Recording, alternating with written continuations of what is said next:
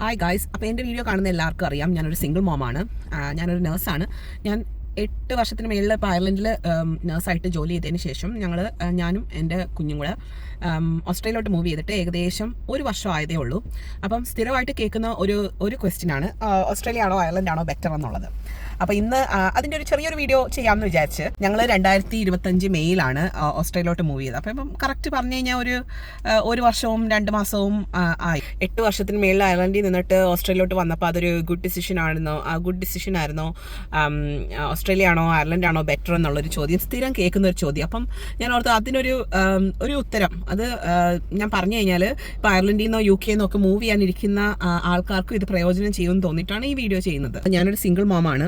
അപ്പം എൻ്റെ സർക്കംസ്റ്റൻസസ് ആയിരിക്കത്തില്ല നിങ്ങളുടെ സർക്കംസ്റ്റൻസസ്. കൊച്ചിന് ഇപ്പോൾ 7 വയസ്സാവാൻ പോവുകയാണ്.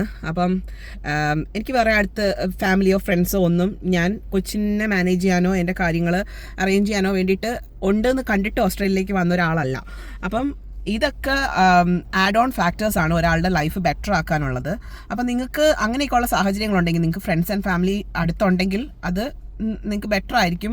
പിന്നെ ഒരു കപ്പിളായിട്ട് വരുന്ന കണക്കല്ല ഒരു സിംഗിൾ മോമായിട്ട് വരുന്നത്. അപ്പം അതിൻ്റെയൊക്കെ ഡിഫറൻസ് ഉണ്ട്. ഇതെൻ്റെ പേഴ്സണൽ എക്സ്പീരിയൻസിൽ നിന്നാണ് ഞാൻ പറയുന്നത്. എന്നെ സംബന്ധിച്ച് ഞാൻ 8 വർഷത്തിന് മേളിൽ അയർലൻഡിൽ നിന്ന് അവിടെ അയർലൻഡിൽ സ്വന്തമായിട്ടൊരു വീടൊക്കെ ഉണ്ടായിരുന്നു.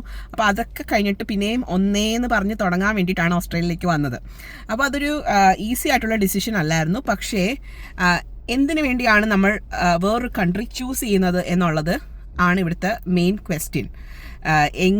ഓസ്ട്രേലിയ ആണോ അയർലൻഡ് ആണോ ബെറ്റർ എന്ന് എൻ്റെ അടുത്ത് ചോദിക്കുന്നവരോട് എനിക്ക് പറയാനുള്ള മെയിൻ കാര്യം അതാണ്.